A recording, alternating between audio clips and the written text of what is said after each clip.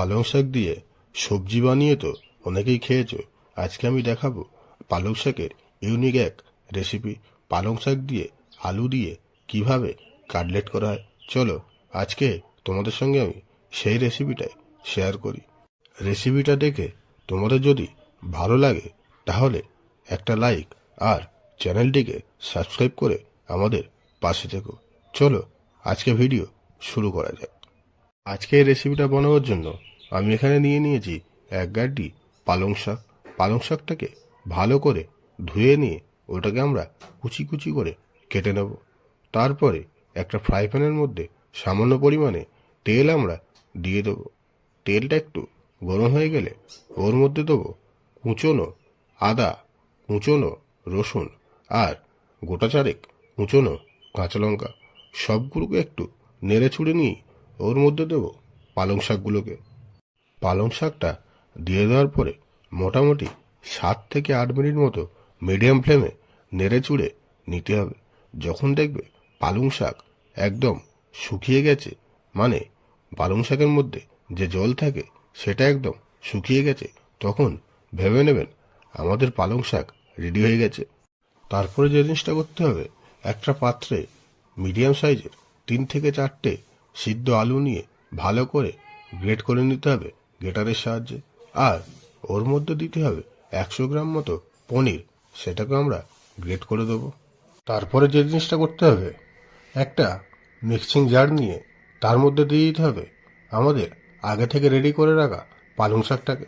পালং শাকটাকে দিয়ে ভালো করে আমরা মিক্সি করে নেব। তারপরে ওটাকে আমরা এই আলুর মধ্যে অ্যাড করে দেব। সাথে দিতে হবে স্বাদ মতো লবণ, আর দিতে হবে হাফ চামচ জিরে গুঁড়ো, হাফ চামচ ধনিয়া গুঁড়ো আর হাফ চামচ চিলি ফ্লেক্স। তার সঙ্গে অ্যাড করতে হবে 1 চামচ মতো ওরেগানো। এই সব কিছুকে আমরা একসঙ্গে অ্যাড করে ভালো করে মাখিয়ে নেব। মোটামুটি 2 মিনিট মতো চামচ দিয়ে আমরা ভালো করে মাখিয়ে নেব।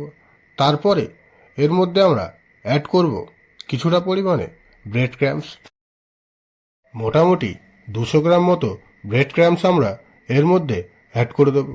আমি এখানে 2 রকমের ব্রেড ক্রাম্বস ইউজ করেছি, তোমরা চাইলে 1 রকমের ইউজ করতে পারো।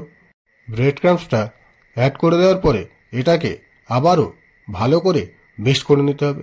মিক্সড করে নেওয়ার পরেই দেখবে এমন মোটা টাইপের একটা মশলা রেডি হয়ে গেছে। তারপরে আমাদের যেটা করতে হবে, হাতে একটু তেল লাগিয়ে নিয়ে কিছুটা পরিমাণে মশলা আমরা হাতে করে নিয়ে ঠিক এমনভাবে গোল গোল করে রেডি করে নেব। তারপরে আমরা এখানে ইউজ করব মোজরেলা চিজ, যেটাকে তোমরা ঠিক এমনভাবে ছোট ছোট করে কেটে নেবে। আর এক একটা কিউবকে ওই মশলার মধ্যে ঢুকিয়ে ভালো করে চেপে নিতে হবে।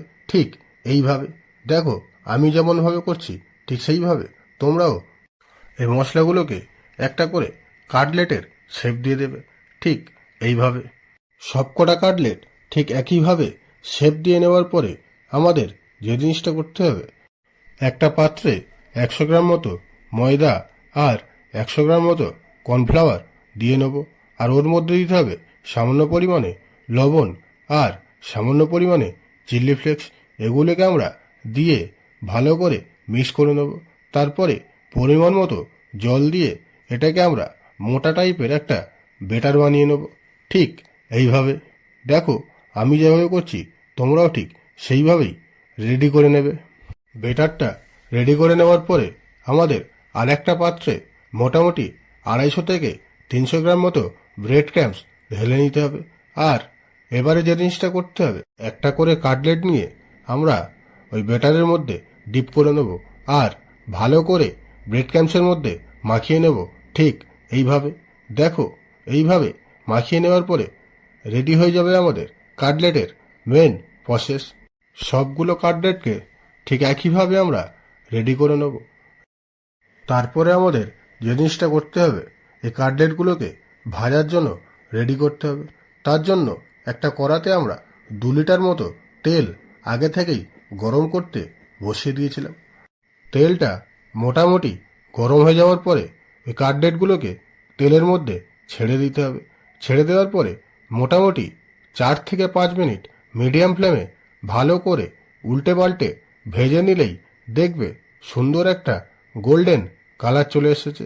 তখন কাটলেটগুলোকে তেল থেকে তুলে নিতে হবে, তাহলেই রেডি হয়ে যাবে আমাদের পালং শাকের কাটলেট রেসিপি। তো বন্ধুরা, এই ছিল আজকের রেসিপিটা কেমন লাগলো কমেন্ট করে